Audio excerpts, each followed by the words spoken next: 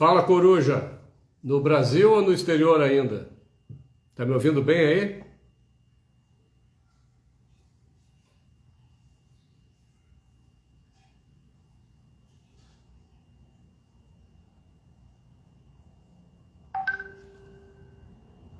Não.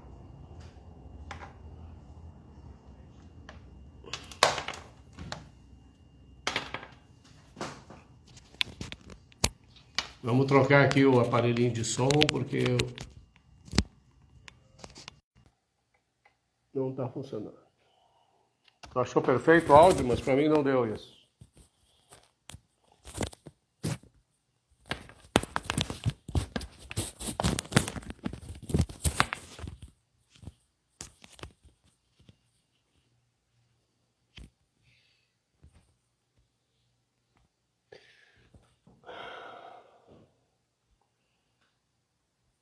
Agora eu acho que vai ficar melhor com esse aparelho de som, com esse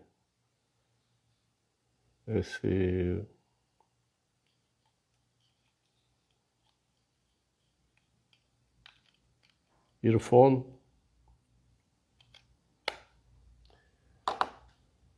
Vamos dar uma ajeitada aqui na tela para ficar bonitinho. Enquanto eu espero a chegada da Marise.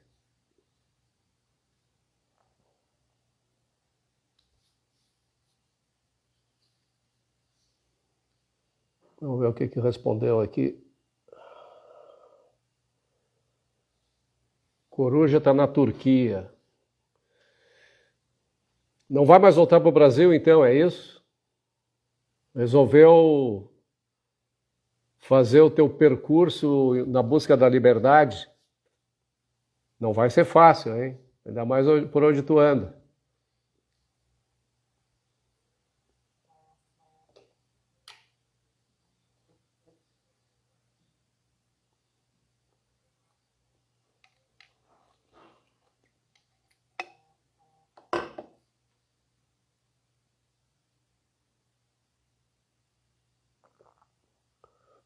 Vamos ver, cadê a Marise?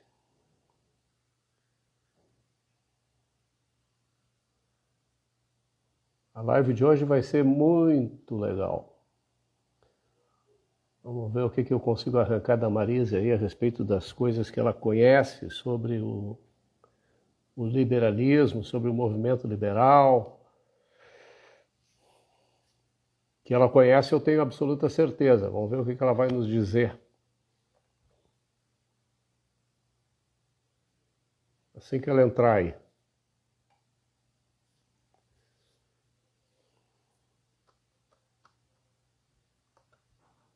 Cadê ela?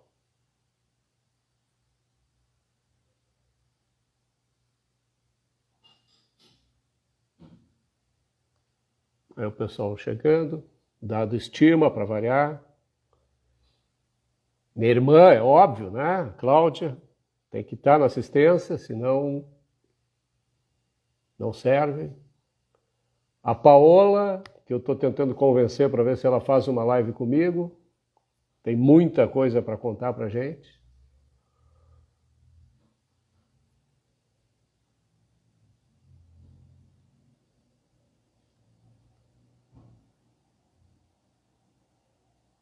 Ah, é, Magda? Assististe o programa da Guaíba? Não podia deixar passar, né? Esse negócio de aumentar imposto não está com nada.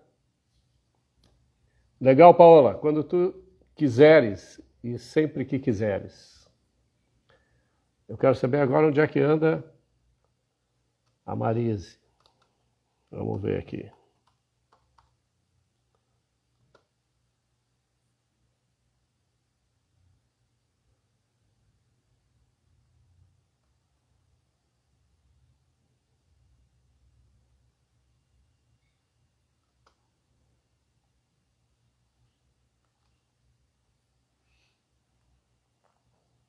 Mandar um convite para ela.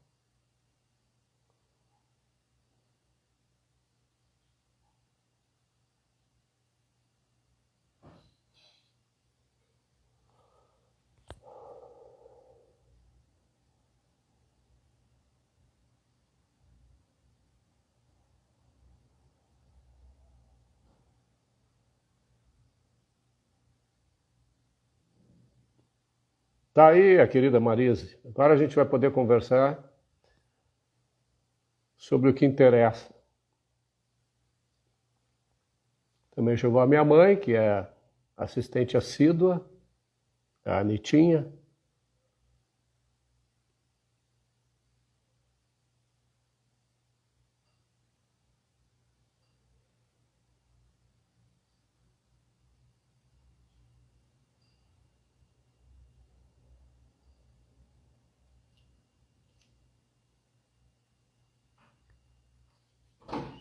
Eu vi, Cláudia, já disse que ela está sempre aí presente.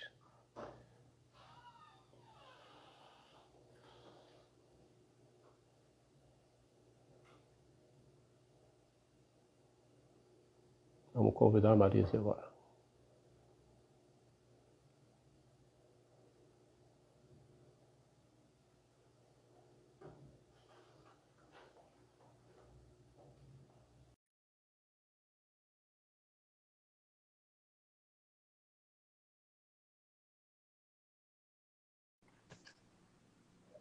Olá, tudo bem?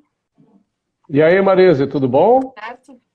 Então, a minha internet deu uma caída, mas consegui voltar. Legal. E agora? Acontece isso, né? A gente fica fazendo essas lives aí, exigindo da tecnologia, né? Sim, apesar de eu ter nascido em 90, eu sou meio analógica, eu não sou muito adepta, assim. Tô tendo que me acostumar com esse mercado de redes sociais, etc, né? Porque a gente tem que se adaptar. Mas, a princípio, não sei se é porque minha mãe é de 47 e meu pai também é dos anos 40. Eu não gosto muito desse ambiente. Eu tô cansada desse ambiente online, tô sentindo falta de contato pessoal. Físico. Pois É, é. Ainda bem que a gente tem essa tecnologia. Eu fico imaginando se nós estivéssemos no meio dessa pandemia sem a possibilidade de interagir com as pessoas que a gente gosta, né? Como a gente está fazendo aqui agora, né? sim, é verdade. Ia ser bem mais. Ainda mais eu que moro sozinha aqui em BH, ia ser bem mais complicado. Mas enfim. A gente acabou. Falando nisso, o que que tu está fazendo aí em Belo Horizonte? Conta um pouco Ah, é. da tua vida aí, nesse teu plérito atrás de mentes que precisam ser educadas e bem educadas, né? Então, eu fiz graduação em Ciências Sociais na URGS, eu sou gaúcha, fiz mestrado em Antropologia, agora eu estou terminando doutorado em Sociologia, minha tese é sobre formação de agenda em políticas públicas, numa metodologia de analisar também como as ideias, né, como a cognição, como o conhecimento que as pessoas têm sobre a realidade é um fator, isso numa linha de longa duração, né, em tempo histórico, como isso transforma as nossas noções sobre o que é seguro, que no caso eu pesquiso sobre desastre, né, o que é seguro, quem é a responsabilidade, de quem é a responsabilidade, se é do Estado, se não é. Então eu fiz uma certa linha, uma trajetória da modernidade sobre como como nós, né, ocidentais, lidamos com o desastre, e isso dentro de um processo histórico que é de formação do Estado Nacional, de formação, enfim, das bases, dos fundamentos do homem moderno, né? E já também entrando no mundo contemporâneo. E aí eu analisei principalmente, além de Kant, Voltaire, falando sobre o desastre de Portugal em 1755, eu também analisei tratados internacionais durante todo o século XX, por exemplo, a noção sobre desastre, a nossa imagem, representação sobre desastre no final da década, no final da guerra, nos anos 40, estava muito mais ligado a riscos de desastres de guerra, né, de riscos por exemplo, ataques de avião, e até mesmo por conta do risco nuclear, que gerou uma grande discussão na época sobre a capacidade humana de se colocar em risco, colocar a humanidade em risco, isso, né, Uhum. numa linha heideggeriana, etc. Agora a gente tem muito conectado a essa representação do meio ambiente, né? Dos desastres ambientais, das mudanças climáticas, etc. E as políticas, elas são desdobramentos de como a gente entende a realidade, né? Então eu faço meio que uma trajetória aí da modernidade, desde o período moderno, de como então humanos estão lidando com os desastres e principalmente os desdobramentos políticos disso. Por conta disso... Isso é muito interessante, porque só para lembrar para quem para quem perdeu a memória, ou informar para quem não sabe, Lisboa, por exemplo, em Portugal, foi assolada no meio do século XVIII por tripla sequência, ou melhor, uma sequência de 3 desastres, né? Uhum. O terremoto, um tsunami e um incêndio, né? Tudo isso, até certo ponto, atribuído à vontade divina, né? E aí na época existia exatamente essa disputa, que não é só uma disputa política, mas uma disputa sobre visão de mundo entre os iluministas, né, os pombalinos iluministas, que entendiam que, bom, o desastre ele tinha uma razão natural e por isso o máximo que poderia ser feito era enterrar os mortos e tentar, enfim, acolher os vivos, né, dizia Pombal nas cartas, etc. E os jesuítas, no caso, com uma representação ainda vinculado ao que chama, né, o mundo antigo, a Idade Média, enfim, vinculado à ideia de que, bom, existe uma agência humana, existe uma responsabilidade dos humanos, pecadores, nesse caso, que estão sofrendo esse castigo divino.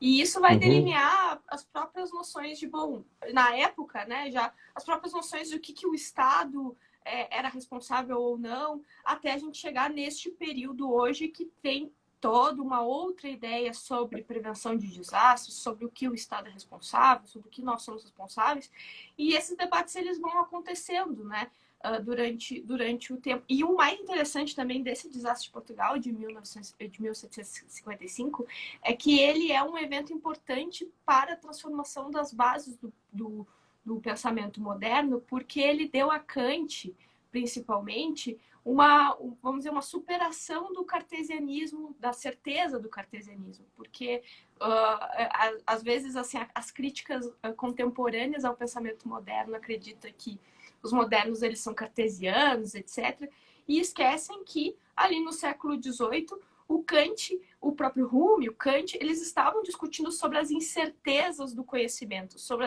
as incapacidades humanas até de conhecer certas coisas. Então essa discussão, ela é uma discussão dentro da modernidade, dentro do período moderno, e o desastre de Portugal ele foi extremamente importante nesse sentido. O que tu levanta é fundamental na discussão do debate filosófico, né, com relação à modernidade, e tu sabe que que eu aprecio muito as ideias objetivistas da Ayn Rand, né? E a Ayn Rand, ela se contrapunha com muita razão, no meu modo de entender, tanto ao racionalismo cartesiano quanto à fenomenologia, vamos dizer assim, ou o pensamento dual kantiano, né? Quer dizer, a questão da analítica sintética, Hume também, com a questão do ser-dever e tal, e eu aprecio. Quando eu compreendi o que a Ayn Rand queria dizer, e às vezes é difícil, primeiro é muito difícil tu compreender o que Descartes dizia, o que Hume dizia, o que Kant dizia, principalmente Kant, né? E a Ayn Rand, apesar da sua objetividade, também a gente precisa, porque foi educado de outra maneira, reprogramar um pouco a mente para conseguir perceber, compreender, integrar e formar abstrações adequadas com relação ao pensamento dela. E a partir do momento em que eu consegui sintetizar isso tudo, eu dou plena razão a ela. Eu acho que Kant, Descartes, Hume e tal falham nesse aspecto. Mas essa é uma opinião minha, né? Sim. Que nem filósofo sou. Tá? Eu Não, sou. não precisa de diploma para ser filósofo. Se fosse isso, tem um monte de É, filósofo que tinha que caçar o diploma nesse sentido. Também não sou é, filósofa, mas me interessa exatamente, enfim, como esses indivíduos no tempo histórico, num contexto específico, num tempo e num espaço, eles conhecem a realidade de uma certa maneira e por isso há um desdobramento da ação, né? Da ação dos sim. indivíduos, de como os indivíduos acham que tem que agir sobre as estruturas. E aí o que eu O, sempre o, me interessei foi exatamente sobre as teorias filosóficas, né? Eu acho que as teorias, por mais que não é todo mundo que pegue um livro e lê Aristóteles e Platão, a gente vê fundamentos de Aristóteles e Platão em como nós entendemos a realidade de uma maneira quase naturalizada. E isso sempre foi o que aham, me interessou muito. sem dúvida. A gente fica imaginando como naquela época, 2.500 anos atrás, as pessoas paravam, observavam a realidade e chegavam a conclusões originais a respeito disso, É, né? Hoje é muito fácil, se bem que é tão intoxicada também a educação, a literatura, aquilo que nos é oferecido, que muitas vezes a gente tem que percorrer um caminho que eles não precisavam, né? Que é tirar o lixo tóxico da frente para conseguir enxergar a realidade como ela é. Quer dizer, eles. É claro que Aristóteles tem influência de Platão, Platão tem influência de Sócrates e assim por diante, mas esse entulho que a gente hoje vive enfrentando no pensamento ocidental, que a gente precisa passar por cima para chegar onde a gente quer, é um trabalho árduo, né? é. E por isso que eu te convidei para participar dessa live singela que eu faço aqui, Não, e é imagina. por isso também que eu vou te agradecer enormemente por ter aceitado o convite, Marise, e te cumprimento assim efusivamente pelo trabalho que tu tens feito na tentativa de fazer com que as mentes jovens que se formam nesse país passem a enxergar a realidade como ela é, tenham conhecimento de todas essas variantes filosóficas que são oferecidas, né? E ajudem as pessoas a tentar alcançar a verdade que todo mundo busca, né? É, E- eu agradeço as palavras, que ainda mais vindo de ti. E aí foi exatamente conta a minha história, né? Eu, na verdade, não sou de família acadêmica, minha mãe tem quarta série, meu pai também não terminou o ensino médio, sou de família de comerciantes que não acham que estudo é trabalho. Mas eu entendi ali, também tenho formação família protestante, né? Eu entendia que, bom, eu era boa em algo, assim, eu, né, criança, né, 18 anos, 17, eu era boa em algo, eu era boa em ler, eu era boa, de certa forma, achava que era boa em escrever, depois percebi que não. Enfim, eu achava que eu era boa em conhecer as coisas, eu tinha uma uma necessidade desse. curiosidade. E também muito dentro de casa, uma família muito tradicional. Eu, por exemplo, fui conhecer a Redenção aos 16 anos de idade. Então eu mal saía de casa, tinha toda aquela coisa. E a faculdade, ela foi exatamente um período que era para eu conhecer, eu quis conhecer o mundo através das ciências sociais. Eu quis conhecer o mundo Uhum, através desses filósofos e não exatamente mudar o mundo. Eu nunca tive esse desejo de mudar o mundo. E isso foi exatamente a primeira percepção que eu tive de diferença quando eu entrei nas ciências sociais, quando eu entrei com meus colegas, que o meu desejo ali era de fato conhecer como outras pessoas conheciam a realidade. Porque eu era muito limitada e dentro da minha família tinha toda uma educação tradicional, inclusive muito vinculado às escrituras, à Bíblia e uma certa desconfiança da leitura de outras fontes. Então, a minha transgressão, na verdade, era ler filósofos de uma maneira um pouco assim, um pouco transgressora num período em que, enfim, se entendia, me aconselhavam que eu não deveria ler essas coisas, que eu deveria ler uhum. muito mais as escrituras. Como é que tu vai morder a maçã do conhecimento, né? Tipo, Pecado original. e eu entendo que, por exemplo, para algumas pessoas, meus primos, etc., pessoas da minha família, eles vivem muito bem do estilo de vida deles, eles estão muito felizes e eu continuo sendo cristã e tudo mais, mas eu queria algo despertou em mim nesse sentido. Eu queria entender por que as pessoas pensavam do jeito que elas pensavam. E eu tinha muita limitação também em ter relações. Então, a faculdade foi exatamente essa questão. E aí, logo no começo, eu me interessei muito pela essa passagem do período moderno, do período medieval para o período moderno. Então, da cristandade latina e toda a forma de organização social que existia durante a cristandade latina, né, durante o período da Idade Média, e como é que a gente organizou, enfim, os fundamentos de ainda como nós somos, apesar de estarmos vivendo numa época de crítica, né, já durante todo o século XX, de crítica ao pensamento moderno, de crítica aos fundamentos da modernidade, etc. Nem desde o século XX, na verdade, eu acho que isso é desde a Revolução Francesa, então, na verdade, o período contemporâneo é um período crítico. E aí, exatamente, eu queria muito entender como o mundo era de uma forma durante 1000 anos e como o mundo passou a ser diferente. E aí que eu entrei nos liberais, aí que eu comecei a estudar os liberais, porque não existe, e isso eu dizia já com 18, 19 anos de faculdade, não existe possibilidade da gente entender os fundamentos da nossa sociedade se for excluído o pensamento e a tradição liberal de pensamento. Não só o liberalismo político, mas um proto-liberalismo que entende que o indivíduo conhece, que o indivíduo tem razão, que, tem uma razão, né, uma razão... uma capacidade de conhecer e depois eu fui entendendo que essa tradição não é só exclusiva dos modernos, mas tem uma tradição ocidental. Hoje aqui, né, já mais velha, já dando aula na faculdade, dando aula no IBMEC, fui convidada pelo professor Adriano Gianturco para, inclusive, para as disciplinas de história das relações internacionais, em que exatamente a gente está falando sobre a construção do Estado moderno e do sistema internacional, e também de teoria 3 das relações internacionais, que são as teorias contemporâneas, que estão exatamente... teoria pós-colonial, teoria feminista, teorias que estão tentando transgredir, tentando, de certa forma, até aniquilar, e existe essa palavra, né? Aniquilar os fundadores, os cânones modernos e ocidentais. E hoje eu me coloco muito mais, não é exatamente uma defensora, porque eu não acho que precisa se defender Aristóteles, Platão, nem Kant, nem Hume. Eu digo que esses autores a gente simplesmente aceita. Claro que no plano individual, moral, de como a gente entende a realidade, a gente pode, né, estabelecer nossas críticas, etc. Agora,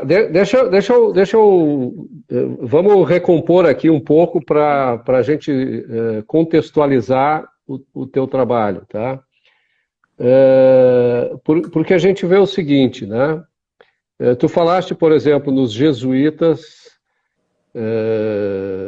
isso lá em Portugal, né? Os jesuítas que também atuavam aqui no Brasil, e dos seguidores do Marquês do Pombal, enfim, a escola pombalina, né, que era racionalista, né, que de certa maneira contribuiu para o positivismo aqui também, né, certamente contribuiu, e os jesuítas eles foram proibidos por Marquês de Pombal de atuar no Brasil naquilo que seria a sua mais importante contribuição, que era a questão educacional, né? Quer dizer, os jesuítas, apesar de seguirem uma religião determinada, e enquanto que o Marquês de Pombal era um cientificista, né? Os jesuítas, eles tinham, por serem tomistas, né? Por seguirem o pensamento de Tomás de Aquino, eles tinham Aristóteles muito vivo no seu pensamento, né? E quando a gente fala de Aristóteles, e Tomás de Aquino faz isso claramente, separa o mundo real, né, as coisas da filosofia, das coisas da religião, a gente vê que os jesuítas fizeram muita falta no país, não por causa da sua religiosidade, mas sim por causa de todos os instrumentos que eles ofereciam para as pessoas, no sentido de entender a realidade, né, como a lógica, como as leis aristotélicas, e até, de certa maneira, a ética é questionável, porque ela é igual à ética pombalina, né, do altruísmo, né? Então, vamos deixar de lado isso aí. Isso aí só vai se modificar depois com o surgimento de John Locke, né, que começa a incluir no pensamento ocidental a ideia do indivíduo, né, como um fim em si mesmo, né, portador de direitos inalienáveis e tal, e coisa que nem os religiosos de um lado, nem os positivistas de outro concordavam, né? Mas isso é papo longo, não vamos entrar por aí. O que eu quero saber de ti é o seguinte: tu está atuando na linha de frente, tá? Dessa batalha, porque a gente tem que reconhecer que existem todos esses filósofos, tá? Mas a gente não pode, no meu modo de entender, abrir mão de criticá-los, tá? De entender quais são os que nos levam pelo caminho correto e quais são os que nos levam por um caminho pervertido, um caminho que faz com que a gente se afaste do que é certo, né, do que é verdadeiro. Tá? Por isso que eu citei Ayn Rand, porque Ayn Rand critica ambos, né? Mas Ayn Rand também é fortemente influenciada por Aristóteles, e ela extrai de Aristóteles tudo que tem de bom em Aristóteles, e ainda acrescenta algumas coisas em contraposição ao pensamento de Hume, de Kant e de René Descartes, né? Entre outros, né? Porque ali a briga é braba. Então, o que eu queria saber de ti agora, nesse momento, quer dizer, tu tens uma trajetória no mundo acadêmico, tá? Tu está lidando com os jovens, apesar de tu também ser jovem, né? Quer dizer, eu acho que há coisas assim, e até isso vai fazer parte da pergunta, tá? A maturidade faz com que a gente clareie as ideias, muitas vezes, né? Às vezes a gente, por curiosidade, por aquela ânsia de conhecimento, a gente tem assim uma voracidade para adquirir, para conhecer as coisas do mundo, como as ideias se relacionam, e a gente não se dá tempo para amadurecer essas ideias. Eu tenho isso como convicção, tá? Então, a gente vê jovens assim, lendo. Isso eu já questionei outros que te antecederam aqui nas lives, leem isso, leem aquilo, e não se dão tempo de amadurecer para entender as verdades que há intrinsecamente naquelas ideias e tampouco compará-las com profundidade com as demais, tá? Então, eu assisto jovens mudando de ideia a cada leitura que fazem. Tá? É quase aquele jogo, lembra do tempo do Silvio Santos, que tinha aquele programa, que a pessoa ficava sem ver o Silvio Santos, só ouvia a pergunta. Tu vai querer um carro? Uhum. Não. Tu vai querer um papel higiênico? Sim. É mais ou menos isso, entende? Como os cegos vão escolhendo as suas preferências intelectuais a despeito do que elas contêm, do que elas oferecem. Então, como é que tu lida com isso? Tu acha que isso que eu estou dizendo é lógico, é verdadeiro ou não é? Eu quero saber de ti, que está tão ligado a esse meio, a respeito dessa ideia. Não, até é engraçado, porque tu me faz essa pergunta numa época que eu estou em dilema em relação a isso. A forma de lidar com esses teóricos foi exatamente conhecê-los, sem exatamente atribuir se eu gostava ou não, se era bom ou não. Isso foi durante muito tempo. Já estou aí há 11 anos só fazendo isso da minha vida, né? Porque o meu objetivo eu queria ser paga para estudar. Então, de certa forma, eu sou paga para estudar e paga também para ensinar o que eu estudo. Então, há 11 anos eu fiquei debruçada exatamente nos modernos. E o que eu percebi nesses 11 anos? Que ainda falta eu aprender grego antigo para entender bem Aristóteles e Platão. Ainda falta eu ler Kant em alemão mesmo. Ainda falta eu ler todo o Santo Tomás de Aquino que está aqui. Então, assim, o que a gente percebe é que é inesgotável. Mas, lógico, que não quer dizer que a gente, com o tempo, não consegue exatamente identificar coisas, né? Ter convicções sobre pelo menos alguma coisa. Mas, de qualquer forma, o que acontece muito comigo? Assim, eu tenho muito essa questão de precisar de um tempo muito mais do que o tempo contemporâneo que as pessoas geralmente têm entre entender uma ideia, ler uma ideia, achar que entendeu uma ideia e sair falando sobre essa ideia ou aplicando essa ideia no mundo. E isso eu acho que se deve muito às redes sociais. E também eu acho que uma demanda de mercado, por exemplo. Eu sou professora. É esperado de mim, já que eu não sou uma professora de ensino federal, etc., eu sou uma professora de ensino privado, de que, de certa forma, o mercado me conheça. E como é que o mercado vai me conhecer? O que eu estou entregando exatamente para o mercado? Eu estou entregando ideias. E aí as coisas acontecem no dia a dia, acontecem, né, e vai acontecendo, e a princípio existe uma demanda não declarada, obviamente, de que a gente se posicione, que a gente, né, esclareça, enfim, o que está acontecendo. E aí, exatamente, às vezes a gente precisa de mais tempo. Por exemplo, eu não falei praticamente sobre o coronavírus, apesar de estudar desastres, apesar de ter uma literatura sobre isso, eu não falei sobre o coronavírus porque muito pouco falei sobre o coronavírus. Quando falei, me arrependi, exatamente porque eu preciso de mais tempo para falar algo que também não seja igual ao que todo mundo está falando e também que realmente vá contribuir para algo. Então, eu acho que o que acontece com os jovens é que eles querem logo se manifestar, até porque estão tentando definir a sua identidade a partir dessas manifestações, né? A partir das pessoas que também se identificam com essa manifestação. É um processo de construção dessa identidade, quem eu sou, no que eu acredito. Só que esse no que acredito está muito menos contemplativo e calmo, contemplativo e introspectivo, e muito mais em testes e experiências neste mundo expansivo da internet, de simplesmente se expressar e achar que precisa se expressar e achar que também a sua expressão é importante. Muitas vezes eu paro e penso assim, Marisa, por que tu não escreve sobre isso? Porque eu não acho que o que eu tenho para falar é de fato importante, isso não importa. Agora não importa. Na verdade, o que eu tenho para dizer não importa.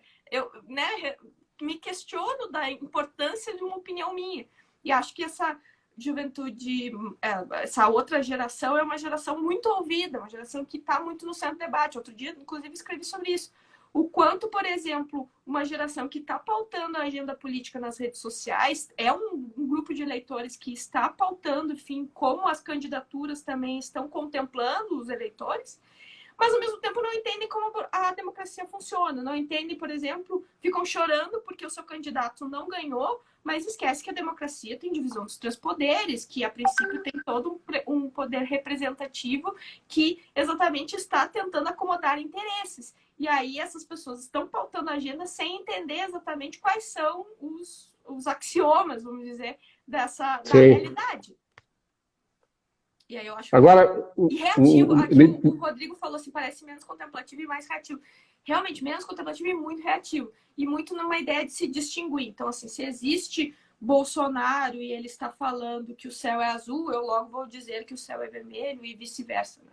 Então, existe o que acontece é o seguinte, tem duas coisas aí que eu queria te questionar. Uma eu escrevi ontem, eu faço aquelas minhas reflexões, assim... Gosto muito. Obrigado. Quando eu não tenho muito o que dizer a respeito do aqui e agora, eu jogo algum pensamento. E eu escrevi o seguinte, que os jovens, eles têm buscado tanto uma identidade única, tá? E isso tem sido tão comum, que no fim eles abandonam a sua própria identidade, almejando algo novo, diferente, né? E quando eles chegam lá, eles veem que outros jovens como ele fizeram a mesma coisa e acabaram criando uma nova tribo, ao qual todos pertencem, né? O que faz com que esse processo acabe sendo permanente, porque se tu quer te diferenciar dos seres humanos que estão do teu lado o tempo todo, tá? Tu vai abandonar sempre a tua identidade presente, né? Tu nunca vai estar satisfeito com quem tu é, porque tu sempre te mede com os olhos alheios, né? ou com um olhar sobre os outros. E isso é um problema existencial, no meu modo de entender, porque falta, no meu pensamento, que muita autoestima. Quer dizer, eu sou quem eu sou e eu vou fazer de mim a melhor pessoa possível, considerando as minhas características, né? Considerando a minha identidade. como eu nasci, onde eu nasci, o que eu posso aprender, o que eu posso construir, para chegar num ápice do orgulho, né? De saber que eu, mais do que aquilo, eu não posso melhorar. Tá? Isso é uma questão. A outra questão é o seguinte: a educação na escola, desde que o John Dewey estabeleceu o pragmatismo lá nos Estados Unidos, isso foi trazido para o Brasil na década de 30, né, que deu base para a educação estatal, universal, gratuita, né, com as políticas do Anísio Teixeira, a ênfase na prática, na experiência, se sobrepôs a isso que tu chamas de processo refletivo, Cognitivo, processo reflexivo, cognitivo, subjetivo. De formar abstrações, né, de análise, então, introspecção, reflexão, integração conceitual e formação de ideias, né? Além, e é óbvio, do fato de tu estares aberto ao aprendizado, recebendo informações daqueles que têm conhecimento para fazê-lo, né? É inacreditável que jovens que não conhecem coisa nenhuma interajam em debate sobre aquilo que não conhecem, né? Por exemplo, né? Como tu disseste, vai discutir sobre democracia, mas não sabe como funciona. Fundamentos, né? Básicos, não sabe. Não sabe. Então, como é que tu que está nesse meio vê a possibilidade de, primeiro, haver uma mudança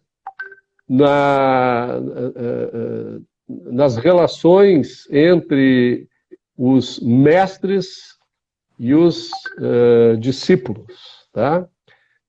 De que maneira coisas como lógica, retórica, eu tô seguindo aqui os jesuítas, né? História, filosofia, de que maneira isso pode ser inserido nos primeiros anos de ensino, tá? Não apenas no ensino especializado lá em filosofia ou história, o que seja. E outra, de que maneira a gente pode influenciar os jovens para que eles centrem o seu esforço, antes de qualquer coisa, na observação, na reflexão, no raciocínio, na cognição, nesse processo de formação de ideias tão necessário, tá, para que eles possam realmente se manifestar de forma adequada, né? Quão distante nós estamos desse ideal? Se é que é o ideal. O que eu faço? Eu tive muita sorte. Não só sorte, trabalhei bastante para isso. Eu entrei numa excelente instituição, uma instituição privada, mas uma excelente instituição, em que o ensino de humanas aqui, pelo menos como o João Turco entende, como eu entendo, como, enfim, aqui no IBMEC a gente trabalha, não é um empilhado de palavras que não fazem sentido e que soam poético nem nada. Existe uma certa objetividade no conhecimento que nós estamos passando aqui. Inclusive, assim, as provas, elas são eu comparo até as minhas provas da época da graduação, com 18 anos, que eu não tinha praticamente capacidade de responder aquilo ali, porque era ultra abstração, e as provas que eu ofereço para os meus alunos hoje. As provas para os meus alunos de primeiro semestre são provas que exigem deles até mesmo memorização, que exigem deles, é o que eu sempre digo, eu quero que vocês estejam, quando eu dei do direito lá no IBMEC, e aí um dos grandes debates é sobre o imperativo hipotético e o imperativo categórico. Um dos grandes debates é, bom, a justiça é aquilo que se cumpre o dever, aquilo que se cumpre categoricamente, ou é as consequências do ato serem bons ou serem ruins? Na verdade, essa discussão é uma discussão permanente na filosofia, permanente nos dias de hoje, que eles têm que entender as origens, mas, acima de tudo, eles têm que compreender exatamente como olhar o mundo através da justiça consequencialista, como olhar o mundo através da justiça categórica. E eu dizia exatamente isso, focando para eles, assim, O que vocês não podem esquecer? O que vocês têm que levar dessa disciplina?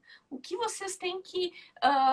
vocês não podem absolutamente, no dia da formatura de vocês, esquecer que existem essas ideias, que existem essas categorias, que existem esses conceitos. E então, eu foco muito no ensino de humanas que tenta ser mais técnico, tenta ser técnico no sentido de se eu vou dar teoria feminista de relações internacionais, eu vou dar as melhores teóricas possíveis de feminismo de relações internacionais, apesar de não ser minha especialidade.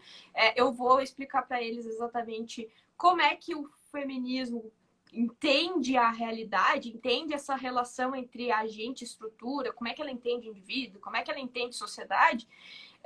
E aí que tá, dá uma possibilidade de ser, então, o ensino de humanas mais objetivo mesmo, de ter um trabalho braçal dos alunos conseguirem ler e identificar o que é conceito, qual é o que o autor está falando. Eu faço exercícios de leitura na sala de aula exatamente para isso, de pegar um texto do Stuart Mill e fazer eles identificarem o tema, o objeto, os principais conceitos, e inclusive tem uma pegadinha em um dos textos que eu faço, que é exatamente humanidade, eles trazem como conceito, mas humanidade no contexto do texto está simplesmente como um sinônimo de sociedade, e não exatamente um conceito para o texto do Stuart Mill. E aí, diferente, por exemplo, de um texto, sei lá, sobre a condição humana da Arendt, ali a humanidade tem um peso conceitual e não é exatamente simplesmente uma palavra. E aí eu faço exatamente técnicas de leitura, porque existe, apesar de parecer que o ensino de humanas é abstrato, parecer que o ensino de humanas a filosofia é uma coisa devaneante e tal, não sei o quê, é preciso de escalas, né? De uma hierarquia de, bom, o que eu preciso entender antes de, por exemplo, ler Platão e Aristóteles. E, inclusive, sim, os pré-requisitos necessários. Né? E uma coisa que eu sou muito contra, e que na faculdade isso se tinha discutido, né? Que era, é ruim ler os comentaristas, tem que ir direto na fonte. Eu não acho que um aluno de 17 anos pode ir direto em Kant. É muito difícil, vai ser exceção da exceção da exceção aquele que for capaz de ler Kant. E, inclusive, eu dou um outro exemplo, que é, por exemplo, São Tomás de Aquino, ele diz que as leis, elas não, para serem justas, elas não podem advir da razão. E para um moderno, a razão, ela é um fundamento, é fundamental, né? A razão, como assim não pode ser da razão? Quer dizer que São Tomás de Aquino é irracional? Não, mas é que ele está trazendo uma razão no sentido de que a razão é uma condição humana e por isso ela é uma condição imperfeita. A razão, ela não entende sobre todas as coisas. Não é? A razão humana, ela não entende sobre todas as coisas. Logo, se uma lei quer ser justa, ela tem que se espelhar nas leis divinas, que ali está a verdade, isso dentro da filosofia cristã, e não exatamente na razão humana, que é uma capacidade humana de discernir entre o certo e o errado, entre o bom e o ruim. Mas o que é um contrassenso, né? Porque a compreensão das leis divinas, ela só é possível através do uso da razão. Né? Então, eu não podia deixar passar assim, né? Sabe como eu não vai entrar no mérito. Ele tenta exatamente recuperar uma relação entre razão e fé, né? O São Tomás de Aquino não vai entrar no mérito, mas só o quanto uma leitura desatenta, uma leitura não orientada, uma leitura que, por exemplo, pega um texto de Idade Média e, eu vou ler São Tomás de Aquino assim, né? Pode causar interpretações erradas e, consequentemente, voltando à pergunta anterior, de pessoas que saem daí depois na internet. Existem dois meios do anseio de entender as coisas para realmente entender ou entender as coisas para poder falar. Eu acho isso muito negativo, porque exatamente nesse intuito de querer falar, de querer mostrar que sabe, enfim, eu acho que também é uma coisa que pode pegar todo mundo. Agora, aí tem o seguinte, deixa eu te perguntar isso. Pode causar muitas imprecisões, existem muitas imprecisões. Pois é, mas é isso, essas imprecisões é que eu queria considerar. E aí vem, inclusive, porque a pergunta é imprecisões com relação ao quê, né? Porque se tu não tem capacidade, ok? Vamos partir desse princípio, de ler ideias na fonte original, na fonte primária, e compreendê-las, por falta de maturidade, por exemplo, para não dizer falta de capacidade cognitiva, mas vamos deixar só na questão da maturidade. Processo. E tu recomenda, então, a leitura de comentaristas, né? Muitas vezes tu pode embasar o teu conhecimento, a tua formação de valor a respeito daquilo, também de maneira enviesada, porque tu tem, às vezes, sobre um mesmo fato, ideias contraditórias, né? Então, e aí vem a pergunta, de que maneira tu que procura fazer assim uma análise acrítica, vamos dizer assim, dessa competição de autores, de pensadores, de filósofos, de religiosos, enfim, de teóricos, de um modo geral, em que momento tu entra com a questão do padrão de valor moral necessário para a gente poder julgar o que é certo e o que é errado? Porque o objetivo maior do conhecimento é exatamente esse, a gente entender o que é verdadeiro e o que é falso, e o que é certo e o que é errado, tendo em vista um determinado padrão moral que vai guiar a nossa vida para que a gente possa efetivamente existir, e não apenas existir, mas também galgar uma vida onde a gente encontra a felicidade, a realização dos propósitos, etc. Onde é que tu entra nessa? Tu como, eu estou generalizando, como professora, como graduada, como pós-graduada e tal, que lida com essas pessoas, esses jovens, como é que tu entra aí para ser uma mediadora entre um processo acrítico para um processo valorado, tendo em vista um determinado padrão moral? Sim. Essa pergunta é bem complicada, assim, ela é bem complexa, e também porque, principalmente, a gente vive num período em que atribuir a possibilidade de dizer que algo é certo ou é errado, isso, os alunos, eles já vêm do colégio, já vêm, né, de uma trajetória anterior, exatamente relativizando a verdade, relativizando a possibilidade, inclusive, de encontrar a verdade. Esse é o grande desafio. O que eu tento fazer exatamente mostrar o quanto o conhecimento é complexo, o quanto de fato às vezes a gente não sabe com quem está a verdade, mas não é por isso que a verdade não existe. Porque são duas coisas diferentes.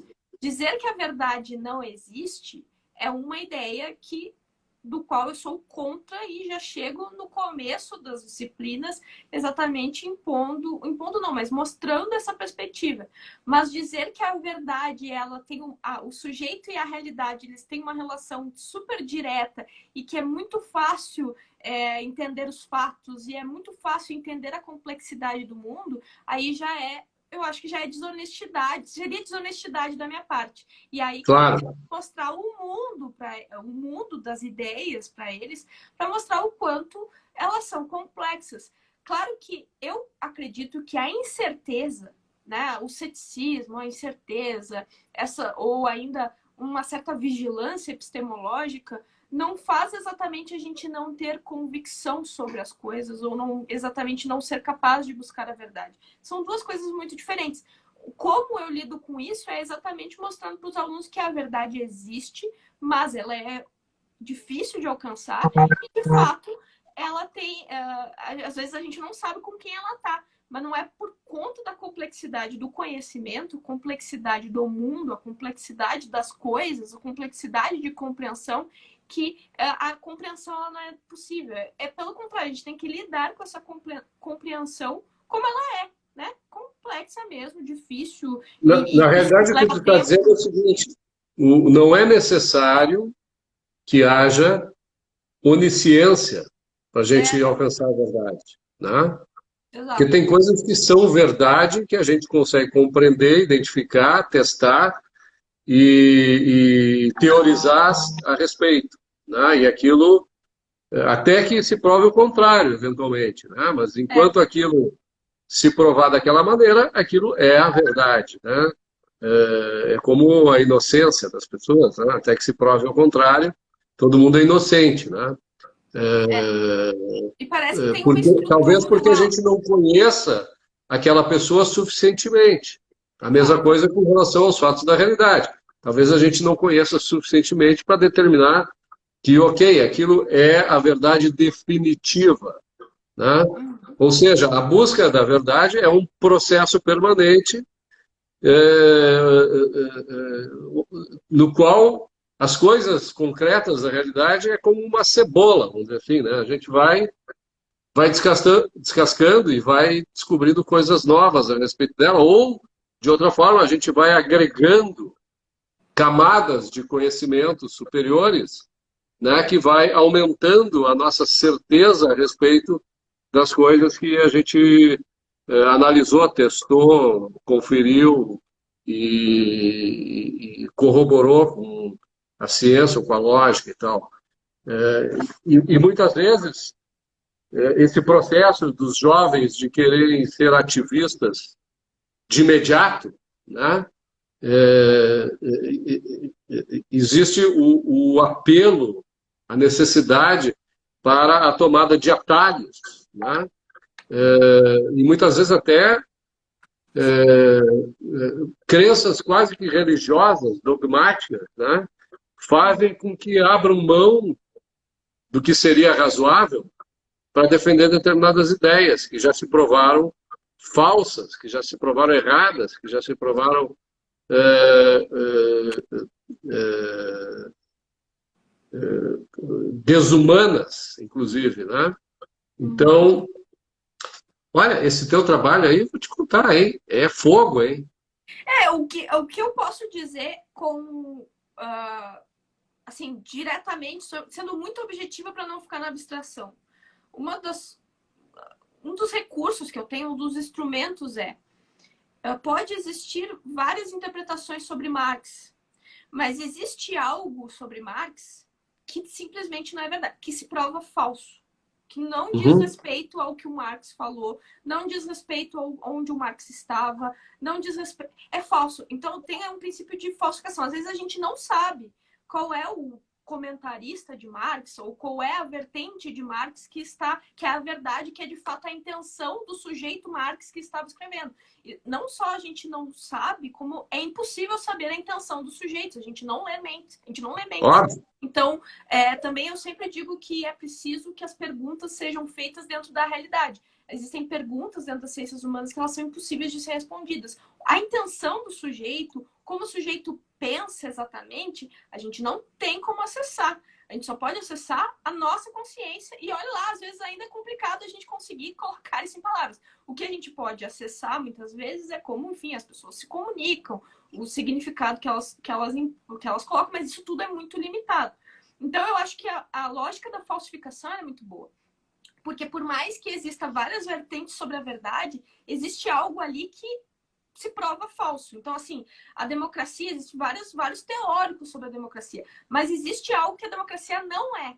E aí a gente vai para Aristóteles mesmo, para a lei da lógica. E não só, se eu estou dizendo que algo ele não é, eu também estou dizendo que ele não pode ser e não ser ao mesmo tempo, né? O princípio da contradição. E ele não pode ser uma terceira coisa. Então, para mim, eu acho que esse princípio das 3 leis da lógica do Aristóteles, que parece bobo, e inclusive eu tenho muita dificuldade de dar aula de lógica, porque para mim é lógico, é muito difícil, eu vejo a dificuldade, às vezes, os alunos também compreenderem, mas eu acho que também eu tenho que melhorar nesse sentido. Mas é Mas exatamente isso isso. faz falta, né? Não faz falta? Faz exatamente de tu dizer, bom, se algo ele não é. Então, aí, e isso vai, inclusive, e eu sempre digo também para os alunos que quem escreve bem, pensa bem. Então, às vezes, quando se tem, por exemplo, eu acho que tem uma literatura contemporânea que eu acho muito prejudicial, exatamente porque, como eu digo, é um pilhado de palavras que não só não tem... Eu, pelo menos, era muito honesta na faculdade de dizer, olha, eu não estou entendendo isso daqui, eu não entendo isso daqui, eu não faz sentido para mim, exatamente porque existem autores que estão dizendo que algo é quando não é.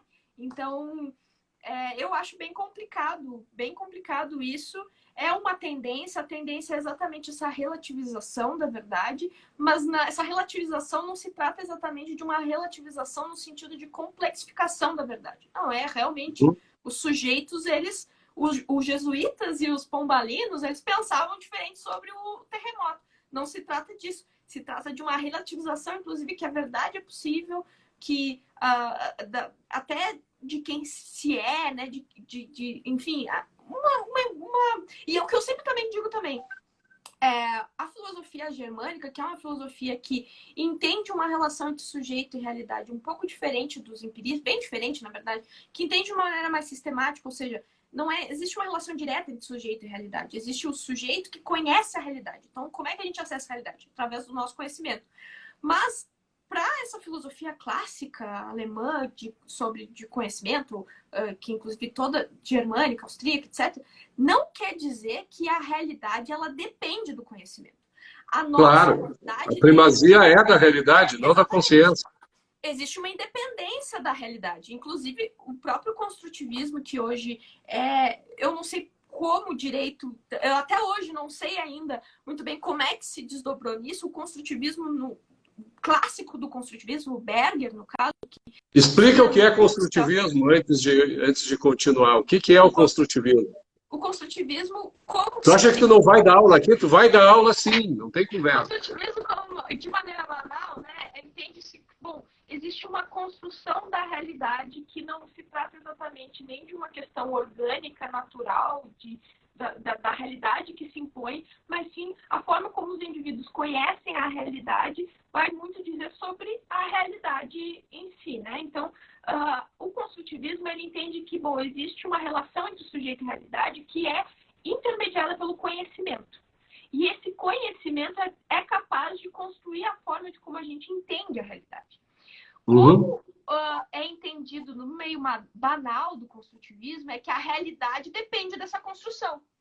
Só que se a gente for olhar a primeira página do livro A Construção da Realidade Social, do Peter Berger, que fundou o construtivismo, ele está dizendo a realidade independe da nossa volição, independe, então, do nosso desejo, independe da nossa vontade. Então, por exemplo, o exemplo que eu dou para os alunos é o seguinte: existem frutas que vocês não conhecem. Não é por isso que as frutas que vocês não conhecem, elas não existam. Você simplesmente, claro, ela não existe para ti. É difícil a gente descrever algo que a gente não conhece, porque é como se não existisse. Então, os limites da nossa realidade, de fato, é o conhecimento. Mas os limites da realidade não é o conhecimento do sujeito. Então, a realidade, ela tem uma independência do nosso conhecimento. Pelo menos é assim que eu entendo a priori essas questões mais epistemológicas, mais abstratas, e tento passar para os alunos. Então, existe realidade, e existe uma realidade independente do nosso conhecimento. Sem dúvida. A gente só consegue acessar o mundo através do conhecimento, porque são duas coisas diferentes. E acho que tem dado bons resultados, assim, pelo menos... claro, uma coisa muito pequena, né? Eu tenho turmas pequenas, etc. Mas acho que eu tenho muito ainda a evoluir também em como passar isso, em como enfim, como Marisa, deixa eu te perguntar outra coisa. Desculpa te interromper, mas eu vou te interromper porque eu tenho muita coisa para te questionar, então às vezes eu vou te cortar, depois a gente resolve essas pendências aí no próximo episódio. Claro. Existe também, eu acho, assim, uma certa estigmatização, um preconceito a respeito de determinados pensadores. Outro dia eu entrei numa discussão defendendo o capitalismo, e alguém vai dizer, mas como é que tu defende o capitalismo? Tu está usando um termo cunhado por Marx. Eu disse, não, porque o termo que o Marx cunhou é um termo correto, na minha opinião. Né? Capitalismo, a raiz, a origem é caput, é mente, né? E eu entendo que capitalismo nada mais é do que o sistema que permite que as pessoas usem a sua mente para criarem e produzirem os valores necessários. Eu sou um defensor ferrenho, por exemplo, da propriedade intelectual, né? Porque eu acho que é a base de tudo. Tudo que o homem precisa produzir para viver necessariamente é antecedido por uma ideia original ou copiada, né, que cria valor para si ou para os outros, né? Então, eu acho que o termo capitalismo é correto. E mais, Marx, na sua obra, admite, reconhece, antevê que o capitalismo liberta, não é? Da maneira como o capitalismo liberta. Não quer dizer que Marx concordava com isso. Ele queria um outro sistema que, na opinião dele, libertaria mais. O resultado é que o sistema que ele imaginou, utópico, escraviza. E o capitalismo, sim, liberta, né? Então, essa estigmatização, por exemplo, ela existe. Quer dizer, mesmo da onde a gente não espera, podem vir boas ideias. Ou eu estou errado? Com certeza, com certeza. E isso também tem muito a ver Com com certeza eu estou fluxos. errado ou com certeza Não, pode vir? está certo. E isso tem muito a ver com fluxos, né? Existem autores que vão se tornar emergentes num período e depois eles vão entrar em certo esquecimento ou até mesmo, enfim. E também existe uma relação um pouco local. Por exemplo, Max Weber, para entrar nas ideias da academia francesa, precisou-se uma certa interpretação de Max Weber que não era exatamente antagonista a Marx, né, por conta das ideias marxistas do... Então, assim, se tu pega um comentador americano sobre Weber e pega um comentador francês sobre Weber, são coisas muito diferentes. E isso se deve exatamente... Bom, para Weber entrar nas ideias acadêmicas francesas, precisou-se certamente conciliá-lo com as ideias marxistas de alguma forma. E isso faz parte, então, assim, a realidade, ela tem uma independência, mas ela também não se impõe, né? Às vezes ela não se impõe. Então, eu acho que isso faz parte. Platão é um dos mais injustiçados também nesse sentido. E, por exemplo, esses autores, assim, como Marx, não, eu não vejo, assim como eu não vejo como possível compreender o mundo moderno sem entender Locke, sem entender Descartes, sem entender Bacon, etc., eu não vejo possibilidade de entender o mundo contemporâneo sem se dar conta das ideias marxistas, sem compreender as ideias marxistas nas suas origens, sem compreender. Não existe possibilidade das pessoas ficarem alheias a Marx no mundo Sem contemporâneo. dúvida. Sem dúvida. Tu colabora com o pessoal do Students for Liberty, né? Entre outros, com o Livres, com o Atlantos aqui, certamente. Livres não.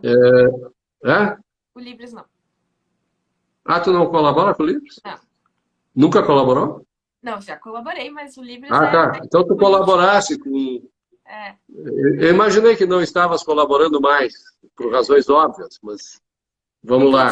Inclusive eu até, assim, trazendo um pouco de polêmica aqui, existe no mundo...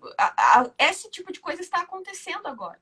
Não só existe algo que é terrível, como a política do cancelamento, que, enfim, vamos cancelar Rumi, isso daí eu nem vou entrar no mérito do quão absurdo é, mas existe também, às vezes, grupos políticos, institutos, grupos políticos que querem, enfim, privilegiar um autor em detrimento de outro. E esse meu acriticismo tem muito a ver com exatamente eu não aceito, de fato, eu não aceito esse uso das teorias para proselitismo político. Então, por exemplo, existe hoje toda uma campanha anti os austríacos, porque os austríacos são ruins, os austríacos porque vinculam os austríacos talvez com certas políticas, com certos institutos, com certas pessoas que essas pessoas, esses sujeitos não gostam.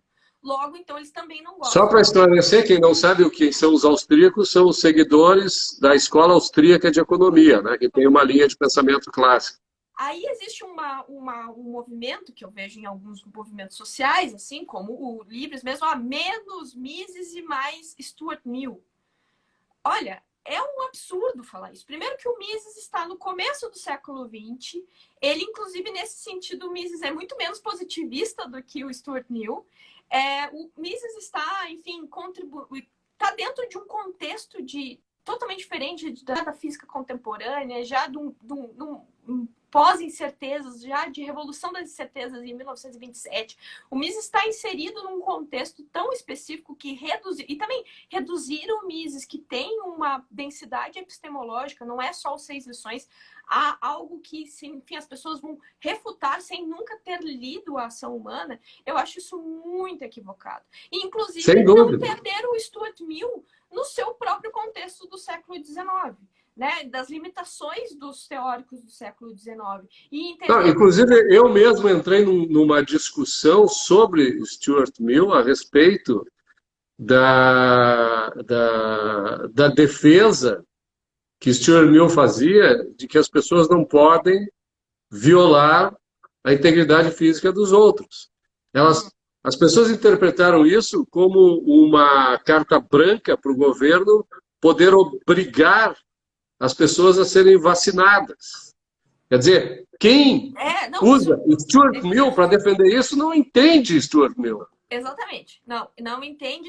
Isso eu falei, inclusive, até no dia que teve essa discussão no Twitter, eu falei, os postes estão mijando nos cachorros. E aí, exatamente isso. Quem defende Stuart Mill, porque não entende que, bom, o Stuart Mill, ele está, de certa forma, humanizando, alguns teóricos vão dizer, humanizando o utilitarismo que tende ao totalitarismo, de certa forma, por alguns críticos. O Stuart Mill tem, a priori, um entendimento sobre indivíduo e sociedade que é um entendimento antagonista e com privilégio do indivíduo. Então, não tem como nenhum fundamento de política pública que está desprivilegiando o indivíduo usar Stuart Mill. Então, use as teorias corretas, né? Então, isso, assim, vai lá em Augusto Comte, vai lá em Adolf Hitler, vai lá em Stalin, aí se encontra bem, né? Quer dizer, é outro tipo de liberdade, como eu fiz referência antes. Aqueles que acreditam que o capitalismo liberta é uma coisa, aqueles que acreditam que o comunismo liberta é outra. Né? E aí, de novo, é falsificação, né? É muito mais fácil tu ser vacinado compulsoriamente nos países comunistas do que nos países capitalistas. Exato. Não, e aí é uma questão de falsificação. Dizer, o que eu digo, o liberalismo não é o nosso anseio, o nosso desejo de como o liberalismo deve defender as ideias. O liberalismo é uma tradição de pensamento que é uma realidade que está externa a gente, de certa forma. Claro que a gente só acessa a realidade através do conhecimento, mas não tem como eu determinar o que o liberalismo é a partir dos meus desejos mais íntimos. Então, as pessoas elas usam esses teóricos de uma maneira equivocada para conseguir sustentar seus anseios, às vezes, totalitários, e ainda pior, dizendo que isso é liberalismo. Não, isso não é. E aí é o princípio de falsificação de novo. Existem muitas versões sobre o que o liberalismo é, existe, mas existe algo que o liberalismo não é. Não é. Ser pontuado. Então, existe algo que é falso. Pode a gente não saber qual é o liberalismo que é o melhor, qual é o liberalismo que é mais correto, qual é o autor que é mais correto e tudo mais. Mas existe algo que faz um autor ser liberal ou não ser.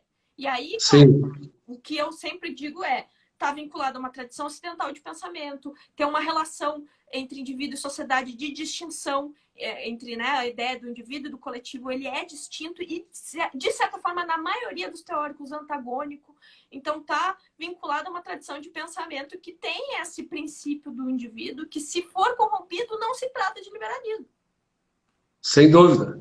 Agora, isso faz com que eu volte àquela questão anterior, que eu sou chato, eu insisto, às vezes, naquilo que eu acho que é fundamental. Porque se nós temos um universo de pessoas que estão em formação, que infelizmente é um dado da realidade, né? Elas estão sendo educadas de maneira que eu entendo totalmente equivocada, né? Como é que nós vamos fazer com que isso mude? Quais são, na tua opinião, as ações que a sociedade deve tomar?